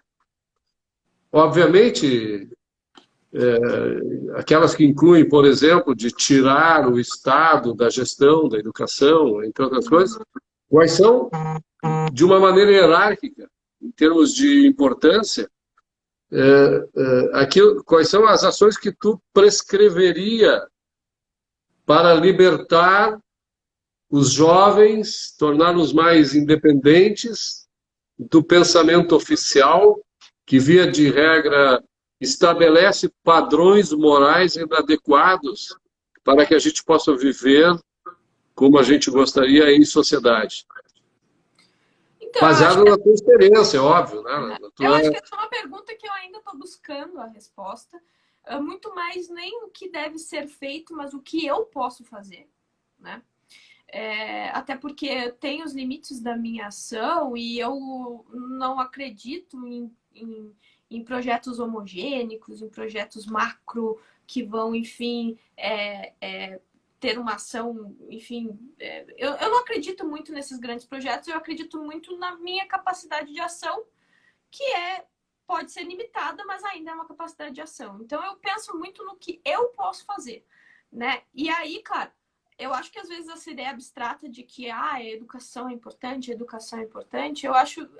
não sei, eu tendo a acreditar muito mais na ação do que nessas ideias abstratas de a educação é importante. Então, por exemplo, vamos olhar um contexto bem real, que é o nosso aqui, que a gente vive numa sociedade que a gente vive no Brasil, que tem toda uma tradição de América Latina, uma tradição muito vinculada a uma política específica, a um contexto de política específica, a um entendimento sobre o Estado em todos os aspectos políticos, que foi chamada pela literatura de patrimonialista, etc, etc, etc. A gente tem várias vertentes sobre como explicar o Brasil, que eu não vou entrar aqui agora. Mas nós vivemos, enfim, num momento em que, aparentemente, alguns movimentos, alguns grupos, alguns indivíduos estão dispostos a romper certas estruturas, né? Ou transgredir certas estruturas, pelo menos para si, ou até num projeto coletivo dessa maneira. Bom, o que eu acho mais efetivo? Eu acho que as conquistas políticas, elas são importantes, mas a política ela é volúvel, ela é volátil, ela se transforma, ela é instável, né? O Maquiavel fala sobre a reversibilidade do poder. O poder é reversível. Então, assim, às vezes acontece muito uma ideia de que a ação está na política e não em ações mais tangenciais. E aí eu acho que tem muito mais longa duração, por exemplo, exatamente o trabalho intelectual. Eu acho que existe uma certa noção no Brasil de que os intelectuais eles não são importantes, eles não pautam, estão numa bolha e tudo mais, mas querendo ou não, a gente vê como o direcionamento das universidades foi conduzido e como isso teve desdobramentos de como as pessoas entendem a realidade e como as pessoas fazem a política. Então, assim, eu acredito muito nessa ação tangencial e nessa ação consistente e conservadora, de certa conservadora que se conserva no tempo, de exatamente, por exemplo, eu não sei se o Denis ainda está aqui, o que o Denis faz do livro Breves Lições, que está fazendo com que pessoas que nem estão na política, nem se interessam imediatamente da política, mas leem aquela autora, né, a Ayn Rand, não exatamente por propósitos ideológicos, propósitos partidários, mas leem aquela autora e identificam nela uma filosofia... Denis, apreciam uma filosofia que dá orientações para a vida dela, a vida prática, a vida privada. Então, eu acho assim, a conversão, por exemplo, de várias pessoas a lerem Ayn Rand através dos livros da LVM, através das breves lições, vai ser muito mais consistente e permanente do que, por exemplo, certas ações políticas que a qualquer momento podem mudar. Políticos podem mudar. Mas aí tá, mas assim, não estou falando de ideias abstratas de educação. Eu não estou falando que, por exemplo, também não vai haver disputa, que não vai haver disputa política também para inserir certas literaturas, para inserir certas ideias que são marginais, né? Eu não estou sendo ingênua nesse sentido. Mas, no meu caso, aí eu olho também para a minha ação. O que eu posso fazer? Tentar, o máximo possível, ficar alheia a essas transições políticas e entender que a minha carreira ela precisa se conservar no tempo e, por isso, permanecer em livro, nas aulas, no que ficou gravado, etc. Marise, isso é uma breve lição que tu está dando, tá? Não é uma coletânea do professor Denis Xavier, tá? Mas é uma breve lição dada ao vivo por Marisa Scholes agora, nesse momento, que é o quê? O pensamento liberal, o pensamento que vê o indivíduo, tá? Quando eu te faço a pergunta e tu diz assim, educação, eu não consigo ver como o bem comum, tá? Mas sim como algo a ser construído na prática, com base em determinados princípios, valores, ideais, como se fosse uma ação econômica, né? O governo querer dar alimento para todos é uma coisa abstrata, mas o supermercado que vende a salsicha para o cara fazer o cachorro-quente na esquina, tá? Isso é real, isso é concreto, é isso que vai fazer com que esse país mude, tá? E eu acho assim fantástico isso que está dizendo, porque, afinal de contas, quando a gente estabeleceu os institutos que existem por aí para educar as pessoas, essa é a proposta, é salvar o indivíduo para que ele se mantenha indivíduo e não uma parte amorfa de um todo, né? De algo no qual a gente não sequer consegue identificar uma identidade, para ser redundante. Tá? Então, isso que tu está dizendo eu acho sensacional, porque esse é o espírito da coisa. Né?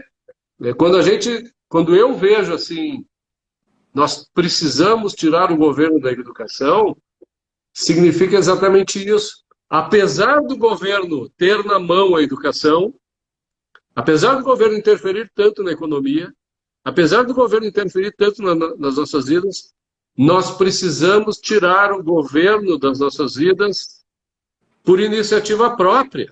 Uhum. Ainda que a gente tenha que enfrentar a coerção da qual o governo tem o monopólio. Né?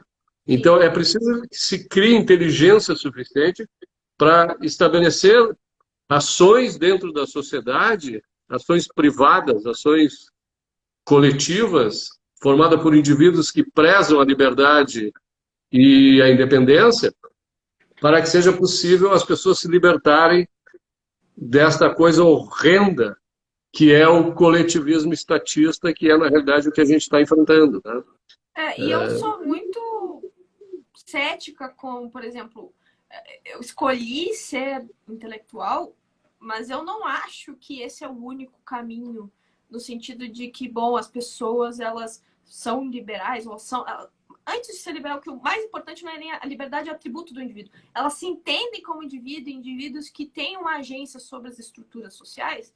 Essas pessoas, elas não necessariamente vão precisar ler um livro para entender as coisas dessa forma. Sem dúvida. Como eu comecei falando dos meus pais, eu tive exatamente uma criação dentro de casa que é exatamente de indivíduos que entendiam que, bom, o mundo não determinava eles. Eles tinham uma agência sobre o mundo, apesar de que a agência deles era limitada. Então, eu gosto muito, por exemplo, da ideia de exatamente, por mais que o meu papel seja um papel de educação intelectual, mais de nicho, mais limitado, eu não acho que a intelectualidade realmente liberta. Acho que às vezes até aprisiona, na verdade. Aprisiona com certeza. Então, nesse sentido, eu acho que a realidade... Eu sempre dou um pouco esse exemplo. Por exemplo, a realidade dos meus pais contando nos anos 90, dos carros, da abertura de mercado que mudou carros antigos, carros nacionais para carros importados, e essa realidade... Carroças, né? Eram as carroças. De uma maneira mais barata, ou ainda a privatização dos telefones que fazem, eles conseguem entender na realidade deles. Antes era de um jeito, outro, e agora é muito melhor. Então, assim, um indivíduo que é lógico, que é racional, que, enfim, é capaz de conhecer a realidade, ele vai exatamente se conectar dessa maneira com as coisas concretas e, por isso, vai entender as coisas a partir das coisas concretas, a partir da experiência concreta deles. Então, quer dizer, tu deu, na realidade, um posicionamento filosófico que diz o seguinte: a política depende da ética, a ética depende da racionalidade, e a racionalidade depende de como a gente lida com a realidade, né? Com a conexão com a realidade. Essa é a coisa fundamental. E eu me lembro o seguinte, eu te perguntei sobre o SFL, sobre o... Porque um dia eles me perguntaram, e eu acho que tem a ver com isso que tu comentaste agora, me pediram assim um guia de leitura, né? O que me fez... Queriam que eu desse um guia de leitura que levasse as pessoas a pensar como eu, né, que defendo a liberdade. Eu disse, não tem problema. Eu tenho 2 livros que influenciaram muito a minha vida, tá? O primeiro não foi a Revolta de Atlas. A Revolta de Atlas eu li em 1988, eu já tinha 33 anos, tá? O primeiro livro que me influenciou foi a Bíblia. Eu li a Bíblia porque o meu avô me ensinava a ler a Bíblia. E o meu avô nem eu sou de família judia, né? Eu li a Bíblia por curiosidade. E eu vou te dizer que eu não sei se eu já tinha 10 anos ou não, eu não sei quantos anos eu tinha, mas lendo a Bíblia e olhando o mundo, eu virei ateu. Tá? Muito bem. Passou uns anos, eu sempre conto isso, em 1968, se eu não me engano, era dia 25 ou 26 de agosto de 68. Por que eu me lembro da data? Porque aconteceu um fato na minha escola, tá? Que foi causado pela invasão das forças do Pacto de Varsóvia em Praga, né? Ou seja, foi o fim da Primavera de Praga, né? Os comunistas invadiram Praga para acabar com a tentativa de libertação da Tchecoslováquia, né? E a minha professora, que era socialista, era jovem, ela devia ter 19 ou 20 anos, entrou na sala de aula de manhã chorando aos prantos, assim. Aquilo deixou a gente horrorizado. Morreu a mãe, o pai e a irmã, né? Tamanho era a dor que ela sentia. E a gente questionou. Eu era muito amigo dela, ela era muito querida. E ela disse, não, hoje eu tive a maior desilusão da minha vida. Eu descobri a verdadeira face do socialismo. Né? Pô, aquilo chocou, né? Eu fiquei pensando, mas que merda é essa, né? E aí eu fui pesquisar. Eu sempre fui muito curioso. Eu era daqueles devoradores de enciclopédia. Minha mãe decorava as paredes de casa com enciclopédias de todas as cores, nas línguas disponíveis de todas as marcas. Eu acho que eles tinham pena dos vendedores, porque eles também eram comerciantes, e comprava os livros, eu botando lá e eu ia devorando aquilo, né? Deitado no chão da sala, lendo. E eu fui pesquisar e, obviamente, cheguei mais tarde em Marx, li o Capital, e aquilo reforçou ainda mais o meu apego às ideias em favor do capitalismo, né? Então, muitas vezes, tu precisa ter o contato com tudo aquilo do qual tu te opões, tá? Ou com o qual tu te opões, para ter a convicção plena de que tu está certo, né? Com uma análise crítica. E depois tu vai fundamentar também, ou durante, ou antes, quem sabe, com aquelas ideias que realmente fortalecem as tuas crenças originais, né? Então, eu acho assim, essa aventura intelectual, tá? Que nos leva a navegar por oceanos desconhecidos. Muitas vezes a gente acha que há monstros ali, muitas vezes nos ajudam a ver que não, né? Que aquilo talvez seja apenas um reforço da nossa ideia a respeito da realidade, que vai nos ajudar a criar as abstrações necessárias para a gente ter as convicções na defesa daquilo que a gente acha que é certo e que é verdadeiro. Então, eu acho que isso falta muito no nosso meio, né? Essa iniciativa individual, seja própria, né? De tu sentar, ler, aprender, olhar o mundo, meditar e tal, ao invés de esperar receber uma carga de informação intelectual Passiva. que muitas vezes não vai te servir para nada, vai distorcer a própria visão da realidade.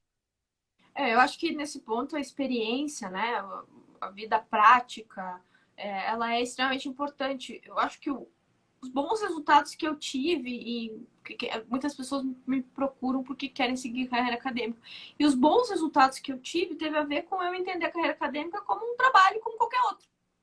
Então, que era um trabalho como qualquer outro, não, eu não estou aqui salvando o mundo, eu não estou mudando o mundo, eu não E sou tu não é uma genial, militante, tu não é uma ativista. eu não sou genial, nem nada. Existe um trabalho que é simplesmente eu sirvo para algo, né? E isso não é exatamente uma baixa autoestima, pelo contrário, eu me sinto feliz de servir para alguém. Eu fiquei muito chateada quando eu fiz ciências sociais e achava que eu não servia para nada. Eu não servia para o mercado. Ninguém queria saber o que eu estudei, ninguém queria, né? Então, se trata exatamente dos outros, se trata exatamente dessa lógica de, bom, eu sirvo para alguém, eu sirvo para algo, eu tenho um papel, e é exatamente muito mais isso do que exatamente exigir que o mundo, no caso, nos ouça, né? O mundo, no caso, se importe com o que a gente se importa. Eu acho que tem muito mais a ver com isso. E aí eu vejo o trabalho intelectual como um trabalho como qualquer outro, né? Existe toda uma Uhum. pompa, mas eu vejo o trabalho intelectual como um trabalho como qualquer outro e também vejo com muito apreço. Usou exatamente quem opta. Que eu sempre digo, eu não sei sobre os filósofos. Eu falo, tu não tem que saber, tu não é obrigado a saber. Tu não depende disso para exatamente ter uma ação moral, para discernir sobre o certo e o errado. E se existe algo que eu possa contribuir, é exatamente ser facilitadora nesse sentido, porque vai ter pessoas que vão, enfim, se aprofundar nos filósofos e vai ter pessoas que não, e nem por isso elas vão agir imoralmente. E mais, quem muitas às vezes se aprofunda nos filósofos pode agir moralmente, amoralmente, de qualquer forma. Então, não existe para mim essa relação. Agora, conta uma coisa para mim, não tem ninguém assim que conheça, tá? Então não tem problema a gente tu fazeres algumas confissões aí. Como é que é trabalhar com o Adriano aí? Porque trabalhar com um italiano que pensa fora da caixa e tem aquela ironia, aquele sarcasmo ácido, né, das pessoas inteligentes. Como é que é esse negócio aí? Explica aí pra gente. A gente se dá muito bem, assim, né? Posso falar pelo menos por mim. No começo, lógico, foi difícil. Acho que o Adriano achava que eu era muito jovem, que eu era mais sensível do que eu costumo ser. E aí, hoje a gente tem um diálogo muito direto, né? Muito. Eu sempre digo, não, eu quero saber exatamente qual é a realidade. O que não precisa. Aqui no Minas Gerais as coisas são mais pelas beiradas, mais tangenciais, e eu acho que isso deu muito certo o gaúcho com o italiano, que é exatamente direto ao ponto. Então, assim, se acha alguma coisa ruim, fala exatamente, não tenta floreios de ser educado ou qualquer coisa. Eu prefiro que seja. Eu não suporto, por exemplo, avaliar os alunos dizendo assim: nossa, muito bom o trabalho, mas. E aí começa a falar um monte de coisa ruim. Se ele é muito bom, não, por que eu estou dando esse Não tem o mar, sinal de né? que está muito ruim, né? Então, de fato, as coisas precisam ser nomeadas do jeito que elas são, né? Então, o que é bonito, o que é feio, e não dá para exatamente dizer o contrário, né? Atribuir o que é certo àquilo que, na verdade, está errado. Então, eu acho que a gente se deu muito bem nesse sentido, exatamente por conta dessa objetividade, assim.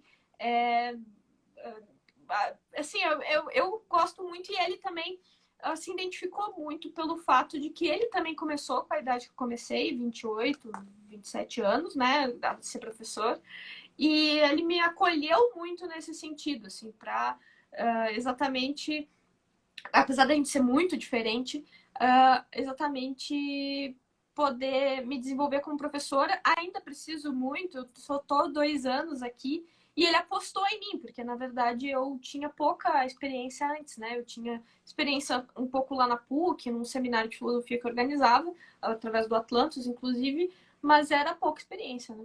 Então ele apostou muito e isso eu vou ser grata pro resto da vida. Daqui do Rio Grande do Sul, tu tá com o Lucas também, né? O Lucas continua no IBMEC? O Lucas. Ah, o Lucas Azambuja, Zambuja? não? Sim, sim, o Lucas sim. O Lucas também é da mesma faculdade que. Apesar dele ter feito doutorado na USP. O Lucas ainda tá aqui, é um professor consolidado. Também passou pelo Atlantis, né? É verdade, também passou. E ele, enfim, é outra pessoa que também trabalha com o Janturco diretamente e tudo mais. A gente produz algumas coisas juntos, né? O grupo em si, né? E, enfim, tá sendo. Na verdade, não achava que a minha vida ia se encaminhar para isso. Assim. Eu consigo hoje ser professora, ser técnica, etc. E também não estar num ambiente muito livre, assim, nesse sentido de poder. Por exemplo, eu dou aula sobre escola austríaca relacionado a relações internacionais, né? Sobre, enfim, racionalidade do sujeito. Então, eu Uhum. fico muito feliz de poder exatamente cumprir o meu papel e também ter essa liberdade de estar num ambiente em que tanto se dá aula de Marx quanto se dá aula de Mises, assim. Então, E realmente, tu achas que para a gente encaminhar assim, o término da nossa conversa, porque se depender de mim e de ti, a gente sabe, né, que isso aqui pode levar 3 horas, né? A gente não se cansa de conversar. Me dá uma ideia assim para. Hoje eu estava discutindo com amigos a respeito do que está acontecendo no Brasil em termos de evolução do pensamento liberal, não apenas entre os jovens, mas também na política, as instituições que a gente criou, tem mais de uma centena, talvez 2 centenas aí de instituições que procuram difundir as ideias liberais e tal, desde John Stuart Mill até o Murray Rothbard da vida e tal, passando por Ayn Rand, passando por Ludwig von Mises, passando por Adam Smith, Milton Friedman, todos aqueles mais conhecidos. Como é que tu vê assim a evolução do pensamento liberal como produto de mercado?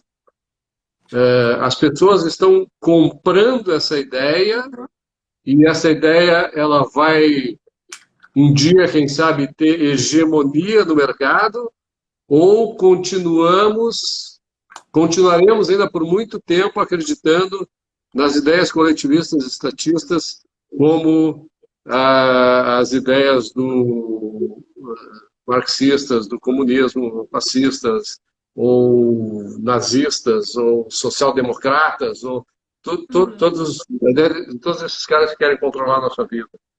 eu acho que um dado real, né, sobre isso é ver, por exemplo, a progressão do mercado editorial.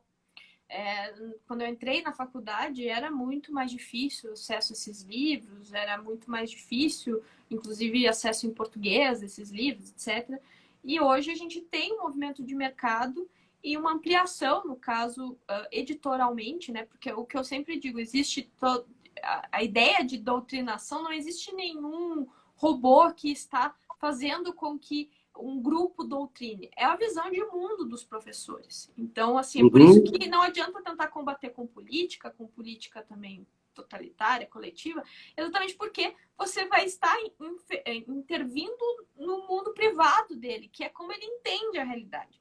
Então, a gente tem um déficit de formação, a gente tinha também um déficit editorial, né, que, enfim, as editoras, elas reproduziam aquilo que estava sendo produzido no Brasil, e aí, como tinha poucos autores, pouco interesse também, e acho que quanto à dinâmica de mercado editorial, isso é realmente muito interessante, perceber como a gente hoje tem facilidade de ter livros editados e livros dessa outra vertente de pensamento, dessa outra tradição, e eu acho que os efeitos, eles estão aí. O que eu acho que vai ser necessário, talvez, é pessoas que estejam dispostas a fazerem a vida acadêmica, não só a vida política, tem muito mais interesse no mundo político, muito menos a vida acadêmica. Eu sou uma entusiasta de que as pessoas, pessoas que têm, enfim, essa vertente de pensamento, elas possam seguir a carreira acadêmica e serem professores até mesmo dentro de universidades federais, formar um outro pensamento, um pensamento heterogêneo e tudo mais. Não sei se vai ser hegemonia, acho muito difícil, mas eu sou um pouco, não é pessimista, mas eu sou um pouco cética.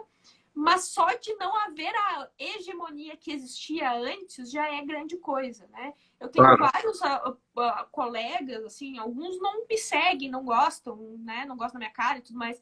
Mas eu tenho vários colegas que eu tenho um excelente diálogo e eu acho que isso é muito bom. E existem outras pessoas que estão se dedicando à vida intelectual e que também é outsider, mas ao mesmo tempo não fica exatamente reativo ao mundo acadêmico, não fica reativo à carreira intelectual, que estão fazendo um bom trabalho. Rafael Nogueira está fazendo um bom trabalho.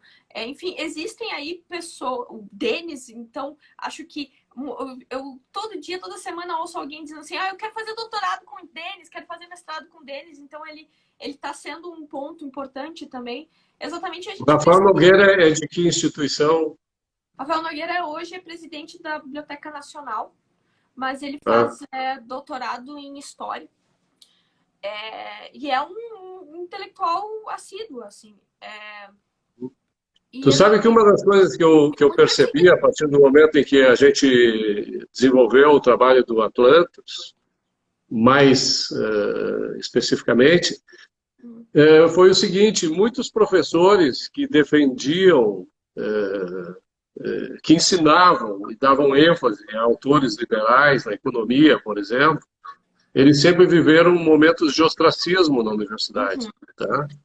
E a partir do momento em que começou a crescer o público, ou seja, os alunos influenciados pelos institutos, a demandarem, a se reunirem, demandarem que os professores falassem mais sobre essas ideias, esses professores que estavam no ostracismo passaram a ter uma atuação mais marcante, né? Voltaram para o meio do qual eles estavam inseridos, porém eram deixados de lado, e se sentiram valorizados. E é isso que eu acho que é necessário. Tem que haver essa interação, né? De mercado, né? De um modo geral. E é inacreditável. Hoje eu pude conversar com o Hélio Beltrão a respeito disso. E elogiamos bastante o Denis, né, obviamente. É inacreditável tu veres um livro chamado Ayn Rand, Os Devaneios do Coletivismo, chegando na 24ª posição entre os livros mais vendidos do Brasil, né, e liderando filosofia e ciências sociais. Né? A própria Revolta de Atlas, o máximo que chegou foi 60º lugar. Claro que é um livro diferente, é um romance e tal, mas é muito mais popular. Dos Estados Unidos são os mais claro que há muitos influencers oferecendo, né, o livro no mercado, porém, se o livro não tivesse a qualidade que tem, ele não se sustentaria lá. Se ele tivesse uma outra linguagem, uma outra estrutura também, talvez isso... Não, o Denis foi genial, né, nesse aspecto. O Denis e o Alex Catarino, né, os dois fizeram... Alex, claro. Alex não dá para esquecer do Alex nunca, né? O Alex é um atlas, né? Não, e quando eu falei dessa lógica de mercado, o Alex ele é um dos atores mais importantes, inclusive exatamente nessas empresas, como a Realizações, como a LVM, né? Ele é um ator muito importante nesse sentido e se dedicou para isso, é um workaholic exatamente. Desde a década de 90, né? Eu já vivi numa época que, apesar de ser muito mais limitada, eu já vi uma época que eu tive facilidade de comprar esses livros, né? Em que, por exemplo, talvez se eu tivesse 10 anos a mais, isso seria um pouco mais difícil em termos de mercado editorial. Então, com certeza... Na minha época de economia, tu vê, eu fiz intercâmbio nos Estados Unidos em 72, tá? Eu entrei na faculdade aqui em 74, né? Só tinham três autores, na realidade, em economia, né? Mais liberais. Dois autores. Era o Milton Friedman, que a gente conseguia com certa facilidade, e o Adam Smith. Né? De século XVIII. É, ok, mas eu estou falando disponível na biblioteca da Faculdade de Economia da URGS aqui em Porto Alegre. Tinham dois autores que eu me lembro. Podia ter outros, mas então eu não conhecia. Tá? Depois eu fui procurar mais a respeito, e aí eu encontrei um ex-marxista, né, que falava sobre o capitalismo, que era o Raymond Aron. Tá? E tinha também Aqui, ó. que também a gente encontrava, que era o próprio John Stuart Mill. Né? Ó, tô com o Aron aqui, inclusive. Ah, tu tá com o Raymond Aron aí? Aham, Raimundo do Aron. Paz e Guerra. Ah, legal, tu vê. O livro que eu li do Raymond Aron, que eu acho fantástico, que é o Espectador Engajado, né? Aham. Tu Que já é leu um texto na o... década de 70, Aham. Tem um outro... mas eu me lembro. É uma série de entrevistas que ele deu Aham. para dois jornalistas e tal, comentando sobre a sua visão a respeito dos comunistas, né, dos existencialistas, e todo Ópio aquele dos Intelectuais movimento. também é muito bom. Qual? O Ópio dos Intelectuais também é muito bom. Acho que é uma Sim, das também, referências o mais Ópio dos Intelectuais, interessantes. sem dúvida. Eu até acho que é melhor, né? Eu não sei qual é o melhor. Eu acho que é o Ópio. É, Também as etapas do pensamento sociológico é muito bom, mas aí mais para quem é específico, né? Para quem é pois da é. área. E tu vê, eu li isso lá na década de 70, final da década de 70, né? Então, Outra crítica que eu gosto é, do marxismo é o mito do historicismo do Popper também. Eu acho que foram dois autores importantes que eu li na faculdade exatamente que me direcionaram um pouco para esse lado. Popper, É. eu não sei, mas eu tenho Ele tem várias questões. Né? Não sou uma defensora do eu tenho, Popper. eu não sei, eu tenho uma certa reserva com o Karl É. Popper, não sei O por quê, mito do tá? Karl historicismo é Popper, muito bom. mas é uma coisa minha, íntima. Tá? É. Bom, mas Marise, puxa vida, que conversa. Para mim foi assim sei lá, uma experiência extremamente agradável.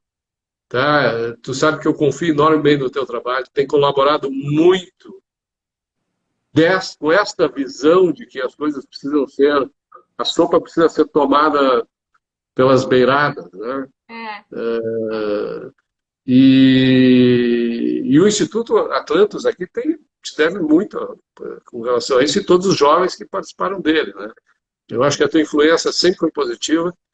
É, a demanda por ela se dá em todos os aspectos, não apenas no Atlantis, mas em todas as instituições. Eu acho que isso é importante. Eu acho que a tua formação contribui enormemente com os jovens, tá? Que muitas vezes passam até pelas mesmas experiências que tu, mas falta talvez alguma consistência intelectual mais elaborada, como falta para mim também, né? Quer dizer, te ouvir, conversar contigo sempre é uma breve lição, né? E, e eu espero que a gente possa no futuro reprisar isso, né? Porque Claro. são tantos temas, tantas coisas para discutir, nem que seja para falar mal do Adriano Janturco, né? Não tem problema, Ah, isso não, também eu não vale. falo mal do chefe. Não, eu não falo mal do chefe. Não, e nem tem muito o que dizer também. Não tenho muito. Não tenho o que O falar mal. nosso superstar liberal, né? Ele é nosso superstar liberal. Né? É, superstar, exatamente. Não tem alunos, Quando- inclusive, que vêm às vezes do Nordeste. Eu acho que até um dos alunos está aqui, que veio da Alagoas, muito por conta enfim, para ter aula com o João Turco, pelas vias do SFL e tudo mais. Isso é um Sim. movimento interessante. Não, Jovens. ele fez talvez o mais importante painel que o Fórum da Liberdade já produziu. Eu E estava olha que lá. já passaram prêmios Nobéis aí. Prêmios Não, Nobéis, como se diz? e foi ali que ele me convidou para trabalhar no IBMEC. Foi naquele dia. E por isso tu disse que o Atlantis deve muito a mim. Eu também devo muito ao Atlantis, porque foi graças ao Atlantis que eu conheci o Adriano Jantuco. Legal. Beleza. Quer dizer alguma coisa, então? Quer te despedir aí de quem está nos assistindo ainda? Não, eu quero agradecer a presença de todos vocês. E eu estou à disposição, acima de tudo, estou à disposição para quem quiser orientações, para quem quiser dialogar sobre alguma coisa, perguntar sobre alguma coisa. E aí é só entrar em contato que eu estou à disposição de vocês. Beleza, Marisa. Muito obrigado, um beijão forte, um abraço no Adriano e no Lucas. Pode deixar. A gente Vou se mandar. encontra aí, tá? Até mais. Valeu. Até mais. Tchau.